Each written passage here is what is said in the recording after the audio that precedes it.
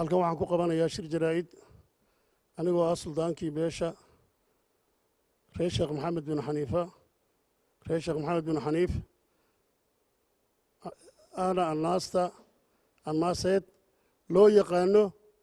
yibraha beesha yibraha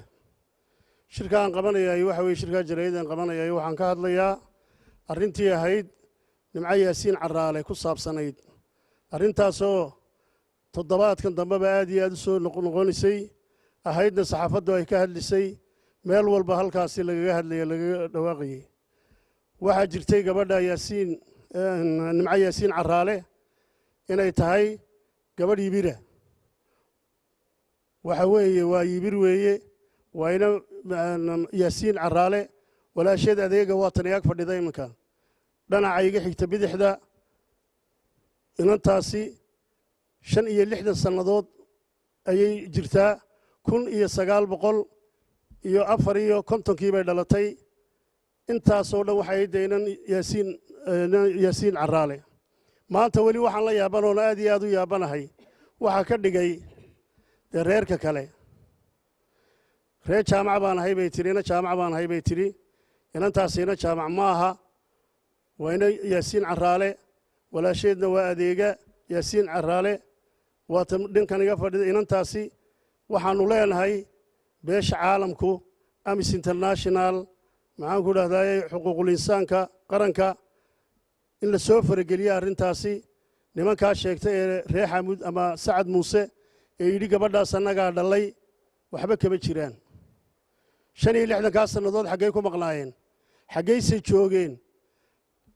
maxay u sheegan waayeen dooddoodii waxaa ka mid ahayd ay soo jeediyeen tiifeygaan ka aragnay iyada oo maxaan ku dhaha jabuuti tiifeygaannu ka aragnay dee intaa waxay ahayd fannaanad bay ahayd caamahoo la yska yaqaano maslaxadaysa soo taagi jirtay riwaayaday dhigi jirtay maxaa loo sheegi waayey intaasoo dhan u sheegan waayeen ujeeddo weeye arrintaasi waa xaqiraad waa dulan waa xadgudub waxa weeye cirdigayagi iyo nasabkayagi baa meel lagaga dhacaya taana uma dulqaadanayno adduun weynaan leenahay arrintaasi ha ogaadaan inaanaan u dulqaadanaynin dulmigaasi inaanaan u dulqaadanaynin hawshaa naloola soo baxay iminka nalagu hayo war waxaa la ysku qabsadaa guryaha dhisan baa la ysku qabsadaa waxyaalo kalaa la ysku qabsadaa laakiin ruux nool oo hadlaya iyaa ina hebel ah waa mid aad iyo aad loola yaaba mucjisooyinka waaweynee adduunyada ayay ka mid tahay mucjisada caalamka ayay kow ka noqonaysaa baan u maleeyaa arrintani waa wax lala yaabo weeye aad iyo aad nimankani waa inay isla xishoodaan waa inay isla yaabaan maalin dhaweed shir jaraa'id ay qabteen annagoo horey u sii wada hadallay oo isnidhaha laga qaada dhiigga adeega iyo iyadaba nimcaba waxay haddana shir jaraa'id bay qabteen shirkaa jaraa'id waxay ku caddeeyeen oo ay yidhaahdeen waxaannu ogol lahay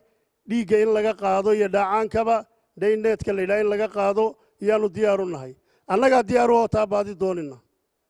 adeegaannu ka qaadinnaa iyada laga soo qaado meel ha laysugu keeno adduunyada ka mida tukrigaannu raalli ku nahay waxaannu raalli ku nahay london in lagaga qaado maleesiyaannu raalli ku nahay ha keenaan inantaa ayagaa furay kiiskaas ha keenaan inay keenaan baan dooninaay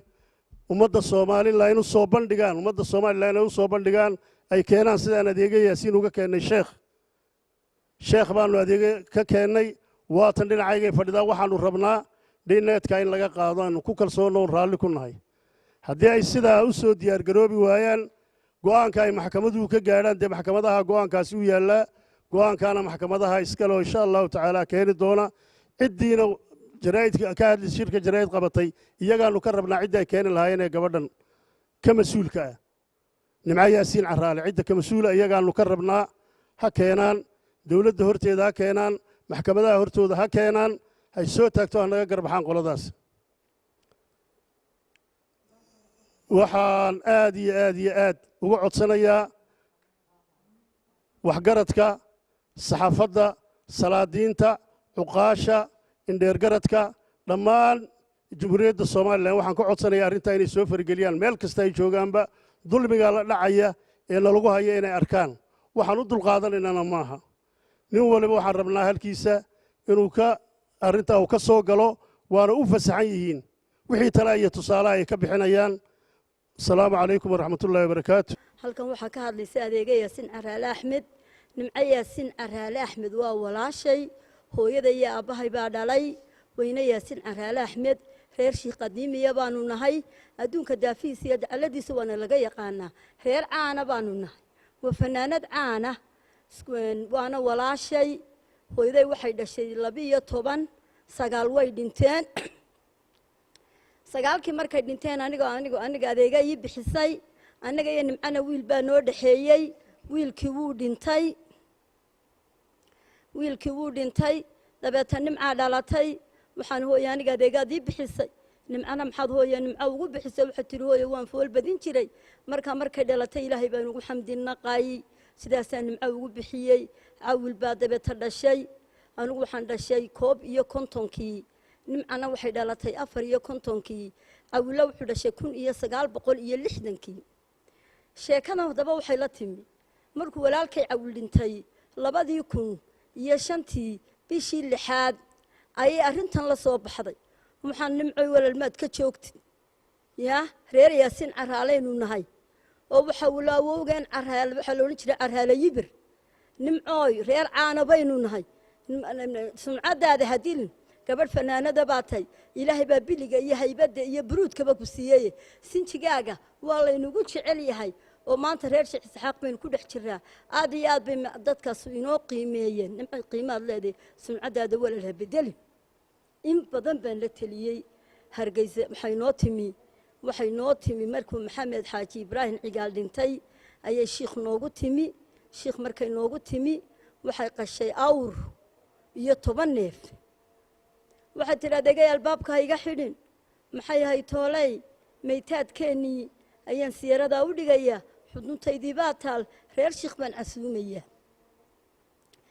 sida walaalnimo farxad ku dheehantay bay noogu timi awrkii bay qashay dadkii oo dhan bay soo dhaweysay iyadana si fiican baa dar waxa la isu taagay laamida sidii madaxweynaha baa loo soo dhaweeyay heesaa loo qaaday waa la caleema saaray mudayna la joogtay madaxdii reer sheekh baa galbisay abdi artan ali dheere markii ay naga tagtay anagoo sidii walaalo way waxay ku noqotay ingiriiskii mar labaad bay hadana soo noqotay markii labaad ay soo noqotay ay noo timi gabadhiyo bedelan na maxaa ku helay na maxaa kugu dhacay reer bay ugu dhageeyay waxaan dawlad sheekh baan ku dhalanay ya dadkana waxa kala saara nin walba meel buu deegaan u leeyahay reer sheekh ayayna kala saarayeen reerka ku haystay maad keentid halkan maad keentid nimcayaan ku kala baxnay maad afar oday uu ka soo kaxaysid maad halkan keentid ya waynu kala baxnaaye maya maxay hay tooleeday ka tagi maaye maxay talway sheegteen aniga habla yareeraabay waxaan ugu tir hablaan dhalay soo noqodkii ay soo noqotay bay reerkii u gashay waan ka daba yimid iyadoo aqalkii khadra daahir ay joogto fanaaniin badan ay joogaan ayaan aniga kala u nimi markaan u nimi ayay maxay hay toolay miyaa bay arkaysaaba na walaasha adeega halkan joogta walaasha adeega halkan joogta dabada habeenkii waxaan halkii u hoyanaba fanaaniinteedu way iskaga dhex jirtay dabadeed reer waashmaankii gabadh guriga joogto reerka u ilaalisa ayaana soo dhaweysay habeenkii halkii baan u seexanay waagi markuu bariyayna gaari baabay ku dhacday 7 gaarigii baan ka soo dejiyay noo soo walaasha gaariga raacday markaasaan soo dejiyay nimcay kaalay wala miyana aniga si sagootiyaynin miyana si salaamaynin miyana walaasha ahayn maxay tolay walaal dadkan isku ab iyo isku isir iyo isku sinji midna nimcay walaal ma nihina mad ka joogtid naay adeega bay igu tiri reerkii baa airportka ii taagan ee maxaad ka hadlaysaa salaam alaykum niyadoo dhan bay gaarigu ku dhacday halkii bay gaga dhaqaaqday anagu guriga khasarada ahay madbatana ku hadnay anagii laba hablood oo reer shiiqo kale iyo anigii intii la socotay gaarigii qaaday baa noo yimi gaarigii baa gurigiisa Xasan na keenay 13 sanadood baan anigu waan u samraayay intaana waan daba socday baadamaantay ku soo noqon adeegay sanadkan iman ka dambe iman nin weyn baa walaalo samirun baan inta ku jiray ajaladan qabanay markay sidaa nooga tagtayna wari Axmed Aar ayay ka iibsatay islaamu markaa may wada dhiman way wada noolaayeen Axmed Aar ayay ka iibsatay cajalada reer shiikoo dhan baa ku jiray islaamihii qabtay ee sacabsaday ayaa ku jiray islaam walba anigu waan waraysto afkaygaan ula tegey bal ka warrama baan nidhi waxay tihi islaanta caashe cabdi la yidhaahdaa macaasha sidaa markay hooyadeed u soo dhaftay dumarkii qabtay ayaanu hayna ma nimcaa maanta tidhi caashi imay dhalin walaa xawla walaa quwata ilaa billaahi alcadiim way yaabtay haddana xaabeeyaanu u tagnay xaabeeyey ka warran waxay tihi xaabeeye yasiir dumarkii nimco qabtay ee caashi markay foolanaysay la joogay baanu ahay nimco yaasiin caraale axmed waa la dhalay lama xadin lama helin weyne yaasiin caraale axmed dee reerkanu meelay naga soo raaceen anigu garamaayo haddana waxaan u tagnay oday aabbay wuxuu tumaala birtuu tumi jiray waanu u yeedhnay guduudanow ka warran baanu nidhi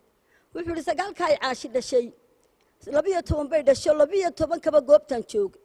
nimco yaasiin iyo caashaa dhalay waana la ogay inayna yaasiin caraale axmed tahay waa la ogyahay anigoo magacaygu yahay khadar maxamed cabdi waxaan halkan ku qabanaa shir jarayd oo baryahanba ku jiray baraha bulshada taasi oo baraha bulshada dhex marayay shirka jarayd wuxuu noqon doonaa insha Allah hawsha nimco yaasiin caraale oo ah gabadhaydii haddii aanu ka warrano kolaba nimco yaasiin mar hore ayay sheegatay 2005 ayay ahayd waqtigay sheegatay balse laakiin markaa danka maana lahayn oo kaligeed baa hadlaysay waanu isku aamusnay laakiin hawshii imika intiiba ka dhaaftayoo dee nimankii sheeganayaaba tv soo istaagay waxay annagaa dhalay tana kicisay maanta annagana kicisayna waa taas nimankaana waxaan ka odhanaya hal mid baan ka odhanaya iyagana waxaan leeyahay reer xaamidow gabadha nimco yaasiin caraale annagaa dhalay waa naag yibrada naag midgaana maaha naag gabooyana maaha waa naag yibrada haddaad leedihiin annagaa dhalay caddaynteedii baa laiga rabaa annaguna caddaynteedii waanu haynaa oo walaasheed oo nalaag fadhida ayaa joogtaa dee waddankuna sharci buu leeyahay sharcigaas aynu la tigsanaynaa kamana hadhayno meel alla meeshaad joogtaan ayaa laydiigu imanayaa DNN-ka ayaan diyaar u nahay habeenii maalin waan taagannahay walaasheedna waanu haynaa maxkamaddana dacwadda annagaa u furaynaba idigu gaadhinba annaga ayaa furayna dacwadda wax laydiga hadhayo reer xaamidow ma aha suldaan ninkan boqorka sheegtay ee boqor badmadow waxaan leenahay boqor badmadow matay boqor been madow baa tahay haddaad realitiga hayso oo runta hayso wixii aad hayso la kaalay maxkamad baa jirta ku dacwo annagu kaaga hadhi mayno bismillaahi raxmaani raxiim halkan waxaad ka hadlaysa Leyla Dubad Axmed waxaan ahay naag reer bin xaniifa reer bin xanafa waxaan nahay quruun yibra ah waxaanu u doodaynaa oo u taaganahay nimco yaasiin caraale waxaanu ka hadlaynaa nimco yaasiin caraale aniga walaalkay baa qabi jiray anigoo yar bay gurigayga joogi jirtay anigoo yar ayaan weligayba aan la joogay waxaan leeyahay nimco yaasiin caraale nimanka ku soo ambaday ee sheeganayo maynu dhalin yaasiin caraalaa dhalay waana la yaqaanaa beesha reer shiikhna way istaqaanaa wixii soo lumay iyo wixii ku soo kordhay quruun waliba way og tahay quruun waliba way ka warhaysaa wixii beesha dhex jooga ilmaha ku dhasha waa laga warhayaa ilmaha soo gala waa laga warhayaa ilmaha ku soo kordha waa laga warhayaa war nimco yaasiin caraale waa ku soo ambateen quruntii ay ka dhalatay ayay tahay maxkamadda sharafta leh ee Soomaaliland waxaanu u sheegaynaa in quruntaa nagu soo ambatay waajibaadkeeda la mariyo oo nalaga qabto oo loo soo wada jeesto oo diintu ay u soo jeesato iyo cuqaashu oo ay u soo jeestaan culimmadu u soo jeestaan oo annaga nala maryo xaqaanu leenahay waxaanu haynaa adeega yaasiin caraale waxaa laga qaadayaa dhiiggii dhalashada ahaa ee runta ahaa waxaanu doonaynaa nimco yaasiin halkay ka soo jeeg lafaheeda in la helo inaanay nagu soo amban inay sidaa ku tanaasilaan in dawladdu ay nimankaa noo soo qabato oo xaqaanu leenahay nala mariyo ayaanu Soomaaliland ka doonaynaa